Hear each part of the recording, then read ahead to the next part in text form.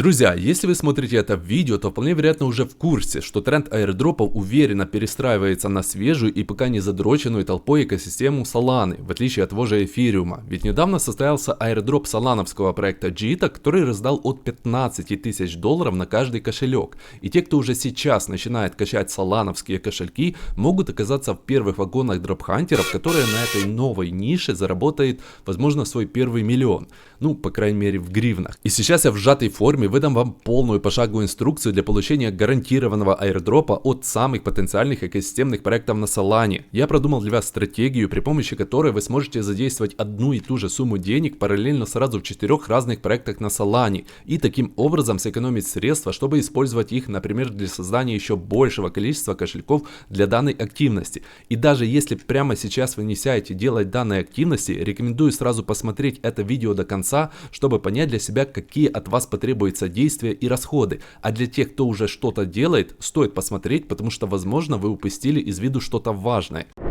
Проекты, в которых мы будем проводить активности, это Drift, MarginFi, Kamina, Parkle, Tensor. Сейчас это самые популярные экосистемные проекты Solana, у которых еще нет токена, и которые к тому же имеют свои системы поинтов, а значит аирдропы у них по сути подтверждены. Первое, что нам нужно сделать, это выделить на каждый наш отдельный кошелек не больше той суммы, которой должно хватить для минимального аирдропа. Почему? Потому что если мы посмотрим на аирдроп от того самого солановского проекта Jita, который раздал токенов на сумму от 15 тысяч долларов на каждый кошелек, то увидим, что его аирдроп поделен на тиры, а именно на 10 тиров, где за попадание в первый достаточно было набрать всего 100 поинтов, за которые уже давали 5000 токенов, то есть 15 тысяч долларов, а за попадание во второй нужно было уже набрать в десятки разов больше поинтов, а именно от 969 до 5714, за что давали всего 7000 токенов или 20 тысяч долларов, что не намного больше, чем 15 тысяч долларов.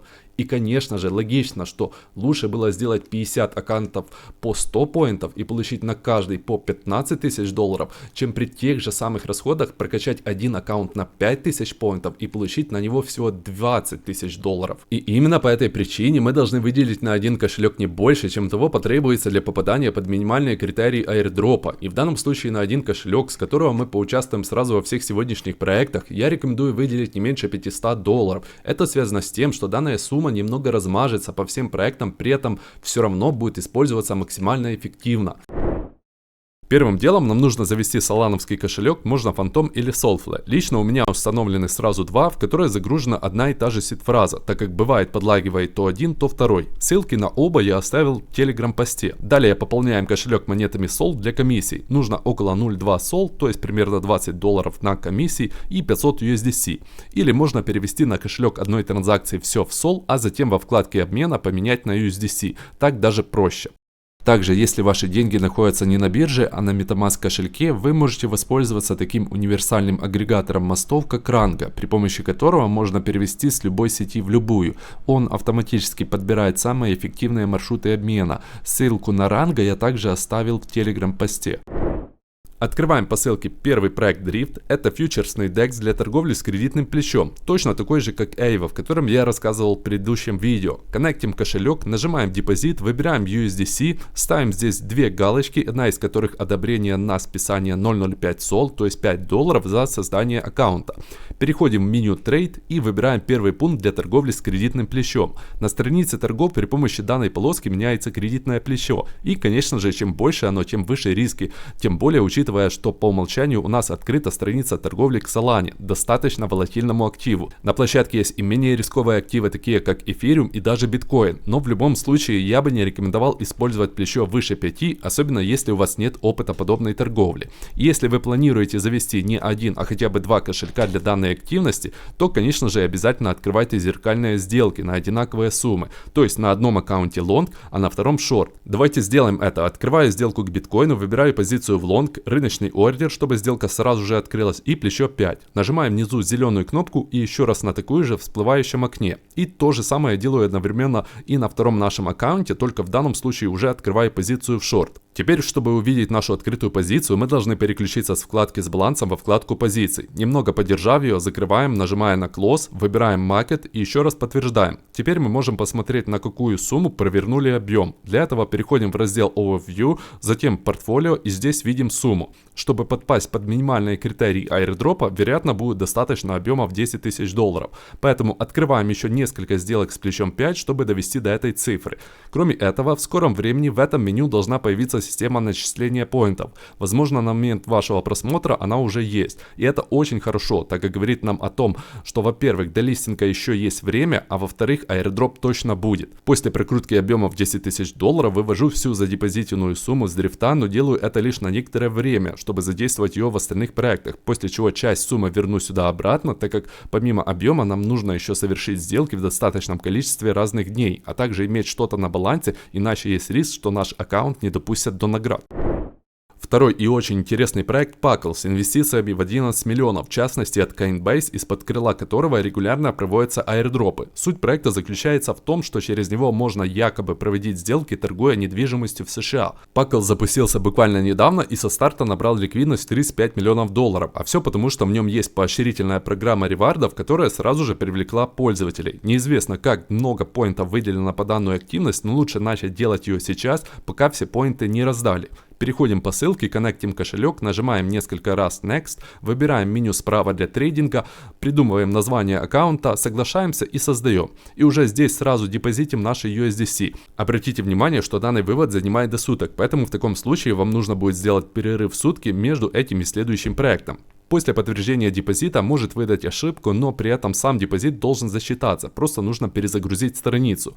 После в открывшемся окне портфолио кликаем на активацию поинтов аккаунта и подтверждаем. Теперь переходим в раздел рефералы и вводим здесь реферальный код CryptoHamster с маленьких букв слитно. Можно скопировать прямо с поста в Telegram. Это даст вам возможность фармить на 5% поинтов больше. Далее идем в раздел поинты и здесь видим, что за добавление стейблкоина в пул ликвидности мы будем получать за каждый доллар 3 поинта в сутки, в то время как за проведение торговой сделки 1 поинт за каждый доллар. На первый взгляд может показаться, что добавление в ликвидность и проще, и эффективней, но это только на первый. А дело в том, что сделки здесь открываются с кредитным плечом, и на одну таковую, на которую вы можете потратить до 1 минуты, у вас получится нафармить поинтов в 2 раза больше, чем за сутки добавления USDC в ликвидность. Причем комиссии за сделки здесь очень маленькие, а волатильность активов низкая. Но самое главное это то, что в случае добавления USDC в ликвидность, время обратного его вывода занимает целый месяц. Причем после того, как вы поставили деньги на вывод, в этот 30-дневный период поинты уже не будут участвовать в фарминге. Поэтому трейдинг здесь куда эффективнее. Давайте откроем сделку. Перехожу в меню Browse, нажимаю Active Markets, выбираю, например, Лас-Вегас и видим здесь что-то типа фьючерсной торговли с плечом. Открываю сделку с максимальным плечом почти 6 и получается это сделать вот на такую большую сумму, где за каждый доллар я получу столько же поинтов, в то время как за сутки добавления в ликвидность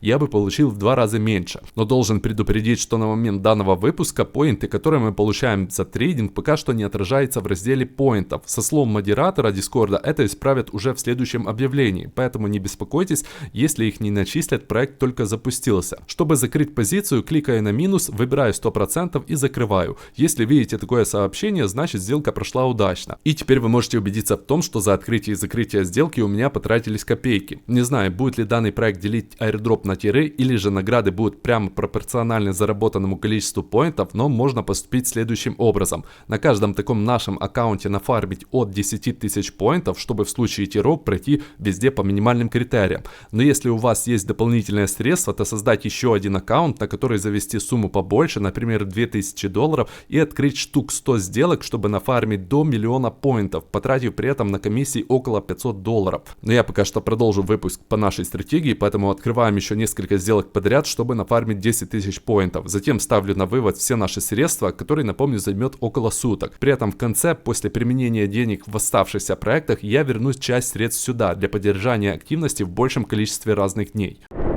Третий проект — кредитная платформа MarginFi. Переходим по ссылке, нажимаем Sign, коннектим кошелек, переходим в раздел Land. Здесь мы видим две вкладки. Первая Land, где оставляем в залог все наши USDC. Делаем это. После этого в вкладке Borrow можем что-то занять взамен. Занимаем USDT, и как вы видите, максимальная сумма, на которую мы можем это сделать, разумеется, меньше, чем та, которую мы оставили в залог. И она не превышает 75%. Выбрав ее, чуть ниже отразится цена курса USDT, при которой ликвидируется наш залог, а именно USDC. То есть в случае, если USDC отвяжется от курса настолько, что за 1 USDT можно будет купить вот столько USDC, то наш USDC, который мы оставляли под залог, ликвидируется, и останется только тот USDT, который мы заняли. По этой причине настоятельно рекомендуется брать взаймы не на все 75 дозволенных процентов, а на 50-60 на случай, если произойдет краткосрочная отвязка курса, при которой может сработать ликвидация. Поэтому я занимаю на такую сумму, чтобы она равнялась 60% у заложенного депозита, и вам рекомендую. Как говорится, тише едешь, дальше будешь. Во вкладке Points мы можем наблюдать, сколько поинтов нам капает. За каждый оставленный в залог доллар нам засчитывается 1 поинт в сутки, а за каждый взятый взаймы 4.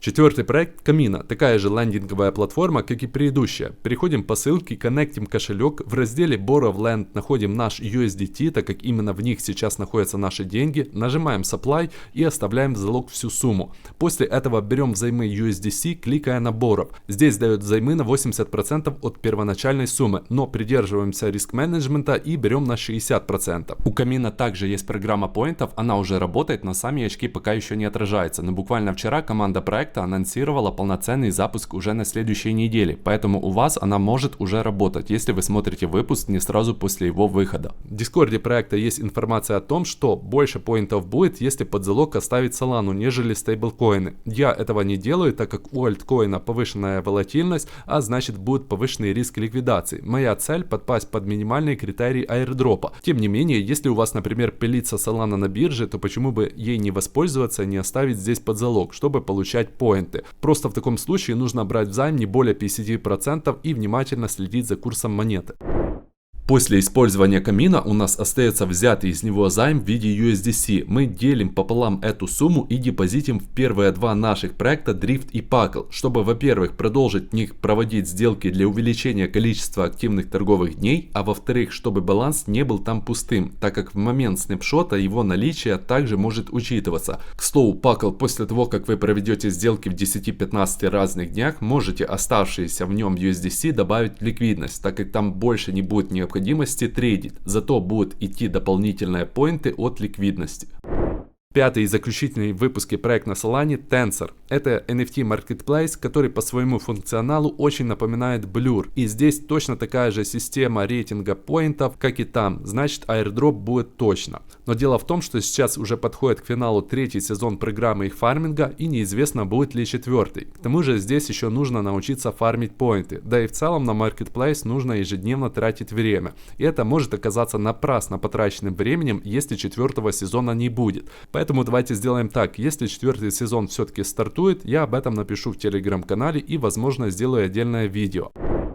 Ну и, конечно же, как не вспомнить про мост Wormhole, который первоочередно специализируется на переводах между Solana и другими сетями. Буквально на днях в Portal Bridge, это главный мост Wormhole, появилась вкладка с ревардами, что уже является косвенным подтверждением, что airdrop будет. При этом в Wormhole инвестировали целых 225 миллионов, поэтому не представляю, как можно не сделать этот мост, если вы дропхантер. А Wormhole я недавно уже делал подробнейшую видеоинструкцию, ссылка на которую находится в подсказке выше или в описании под этим видео. И напоследок должен вас предупредить о рисках участия в сегодняшних проектах. Дело в том, что проекты, для участия в которых необходимо депозитить средства с кошелька, а именно такими являются все из данного выпуска, имеют более высокие риски к взлому, чем те, где депозитить ничего не нужно, где средства просто продолжают находиться непосредственно на вашем кошельке. Поэтому имейте это в виду. А теперь напишите, пожалуйста, в комментариях, понравился ли вам такой лаконичный, четкий, без лишней воды формат выпуска, чтобы я понимал, продолжать ли делать их в таком виде. Я с вами не прощаюсь, всегда на связи в своем телеграм-канале и чате.